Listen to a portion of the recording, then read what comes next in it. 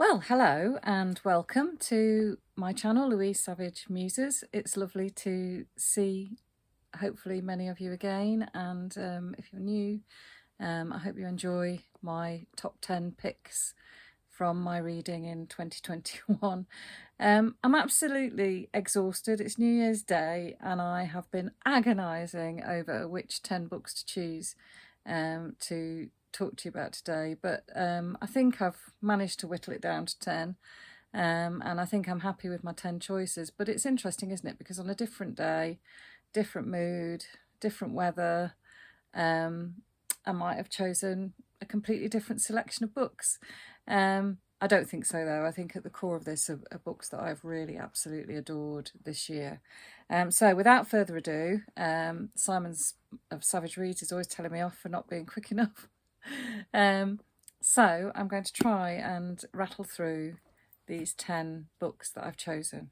See if I can do a book a minute. I don't know. I doubt it very much. Anyway, so number 10 on my list, although it seems a little bit unfair to do this, is Daisy Johnson's Sisters. And I read this book, I think, back in March, and absolutely loved it. I suspect may have been on the short list or long list for the Women's Prize, I think. I can't remember. But anyway, I think Daisy Johnson is a phenomenal writer. I love her writing style. It's very poetic.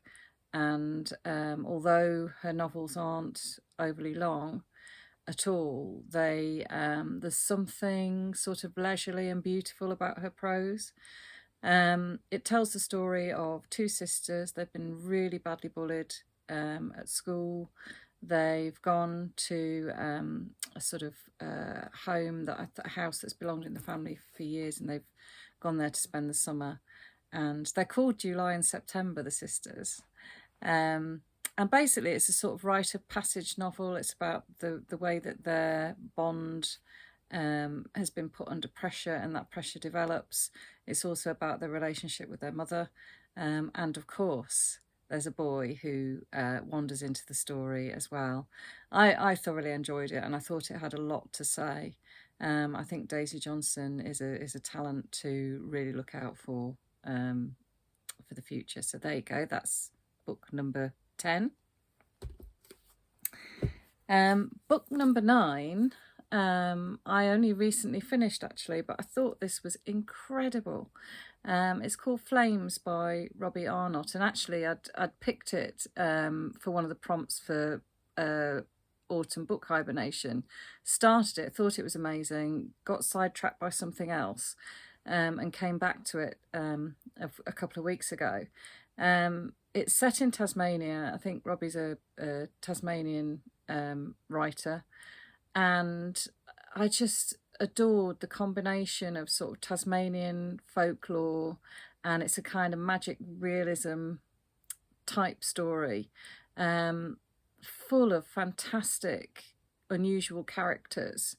The premise is that there's a brother and sister whose mother has died, and she dies, but then a few days later appears in the garden and then bursts into flames. It's extraordinary. And the brother, the young man, is very concerned that the same thing's going to happen to his sister.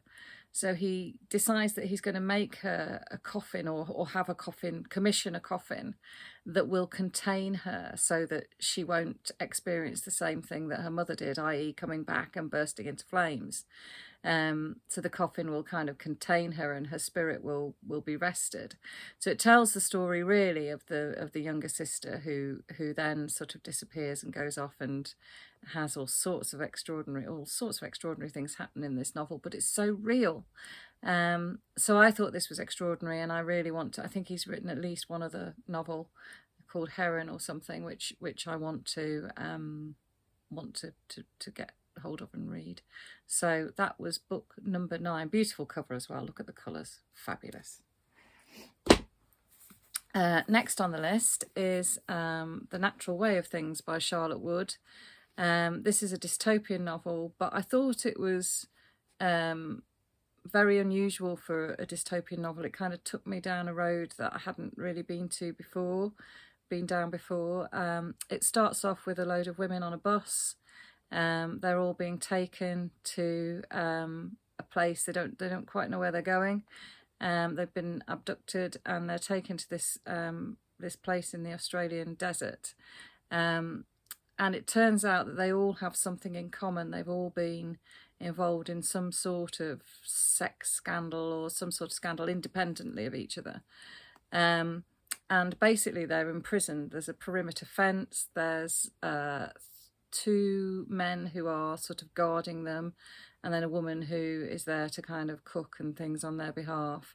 And it's a real story of survival and how these women, how their relationships develop and in some cases deteriorate, in some cases strengthen during the course of their incarceration, and how they sort of change and develop as well in terms of their ability to survive. It's very shocking in places, but I thought it was kind of, I felt it was, although it was shocking, it felt real. It felt like it was a sort of realistic premise in terms of how people might behave under that kind of duress. So I think that's book number 8, I think. Charlotte Wood, The Natural Way of Things. Then a book that I talked about recently on my channel, The Mermaid of Black Conch by Monique Rofi. I know this book's had a lot of attention. Who doesn't like a story about a mermaid? And the mermaid in this story is so real, you know, where the descriptions of her as she's kind of brought out the water and as she sits in the bathtub of the man who's kind of decided that he's going to rescue her and look after her are superb. And the way the sort of whole island community is portrayed in this story is wonderful. Fantastic narrative, fabulous characters, fabulous setting, interesting relationships. Again, sort of a slightly mythical flavour to it as well. You know, certain scenes that you know, well, mermaids stretch the bound of reality, but are told in a way that they're totally believable. So yeah, another one to really, really savour this book. I know I'll remember this for a long time. Mermaid of Black Conch by Monique Rofi. I think that was number 7. Book number 6, Things in Jars by Jess Kidd, an Irish writer who can do no wrong in my book. I absolutely love her novels. This one is sort of set in Victorian England. It's very gothic. It tells the story of, I think she's called Bridie, who's sort of a kind of female detective type figure. And a girl has been kidnapped. Oh, there's a link with the theme of the previous book there. And this girl that she's searching for has some sort of strange supernatural powers. There's a lot of the supernatural in this story. There's a lot of wickedness and wry humour. And it's a real, just an entertaining, fantastic romp. I love the way Jess Kidd deals with the supernatural, actually. All of her books that I've read have sort of involved the supernatural in some way. And this one plays around that whole Victorian idea of collecting things. And there's the amazing character in this story. He's a ghost, a tattooed ghost who kind of appears from time to time, and oh, it's worth reading just to read his character. So there you go. I think that's novel number 6, Things in Jars, Jess Kidd. Next up, Order of the Day. I remember buying this in Cheltenham when Simon and I were down for the Literature Festival, probably last year or the year before, but I didn't get around to reading it until earlier this year. This novel is stunning in terms of its message, really. It's the sort of book that I would be tempted to sit down and read in a day. It's written by Eric Vuillard, who is a French writer, and it basically looks at, sort of sets the scene in the 1930s in the build-up to World War II.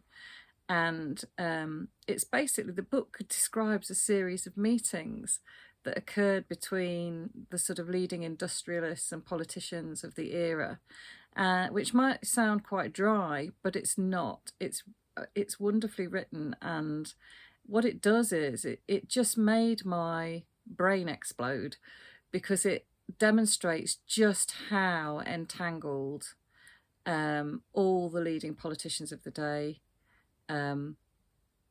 were, and the idea that we can kind of extricate ourselves from what the Nazis were doing and the build up to Hitler's sort of supremacy in Germany.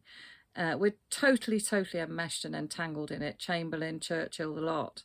And I think he really exposes that. You know, it raises all sorts of questions about the nature of evil, and particularly about power and how power is used and abused.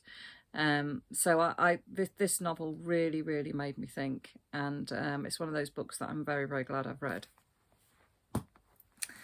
Again, I think I spoke about this one recently, The Mercies by Kieran Millwood Hargreave, who is fast becoming one of my favourite writers of all time, probably. I think she's got a phenomenal talent. It's set in Scandinavia. It's about a young girl who marries a priest who goes out to a very remote sort of cold community which relies on fishing for its sustenance, and basically the community has lost all its menfolk in a sailing disaster, and so the women have got quite used to operating without men, operating without the church. It's set, I think, in the 1600s.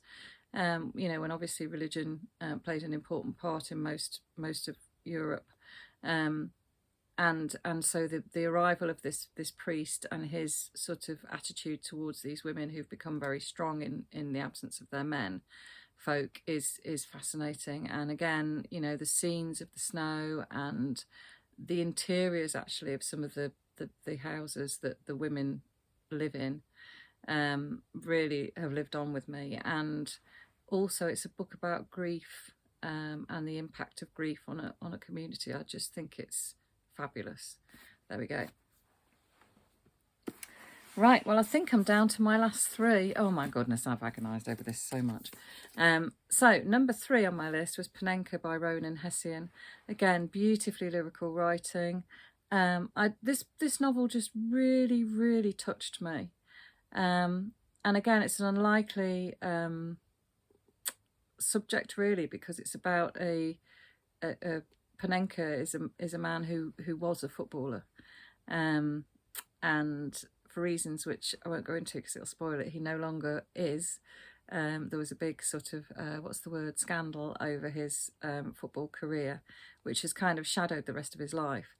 But it's about his relationship with his daughter and his grandson, and he was estranged from them during a lot of the time during his daughter's childhood, but he has the most beautiful relationship with his grandson, and I just found it intensely moving. And I really like novels that explore the male psyche and male love, and you know, the way that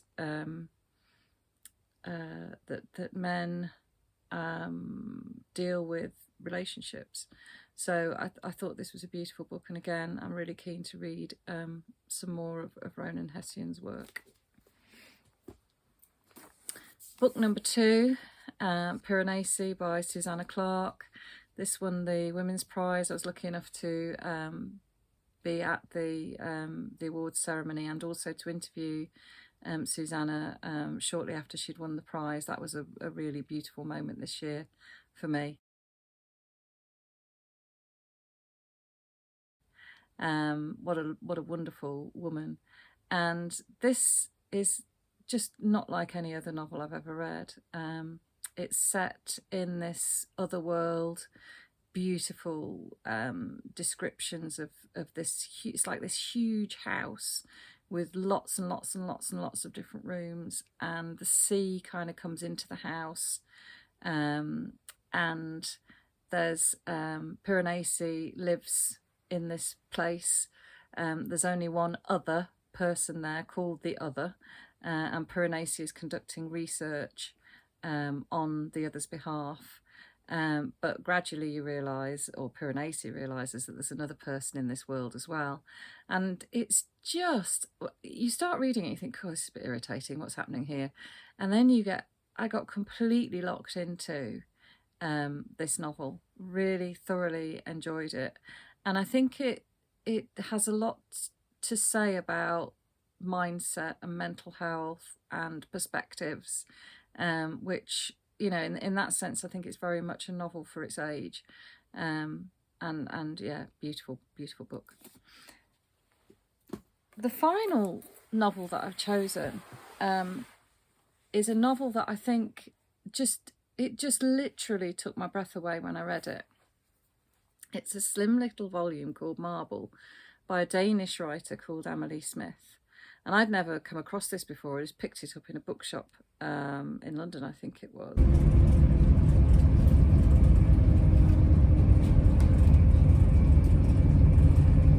And I just fell in love with every blinking word this woman wrote.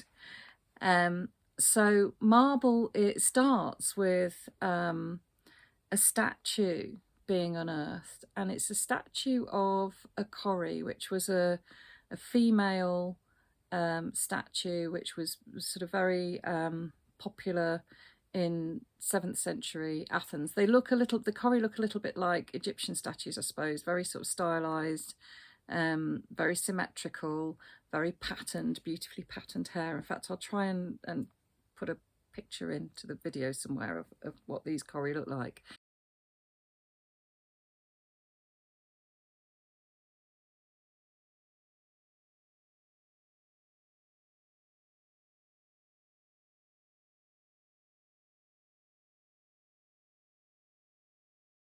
And, you know, as a student of the classical world, these Corrie have fascinated me for many, many years.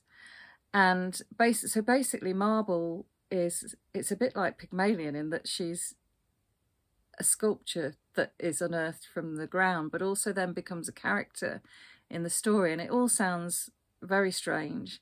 It isn't. It all makes eminent sense when you read it. Anyway, so she then sort of becomes an expert on looking at infrared imaging, and she's studying the colour on the statues that have survived from antiquity. So a lot of the novel is set in the Acropolis Museum and in Athens, which of course really, really appealed to me as a classicist. But what I found really wonderful about this is that it is also a novel about a real woman, Anne-Marie Carson, who I had never heard of. And she was a Danish woman who, in the Victorian era, she was the first person to prove that ancient sculpture had been painted and was very, very highly coloured. Because when you think of classical sculpture, you think of it as being, you know, marble coloured. But of course it wasn't. It was painted. And so this novel is quite philosophical. It explores the idea of surfaces and the idea of light on surfaces. It's very, very sensory.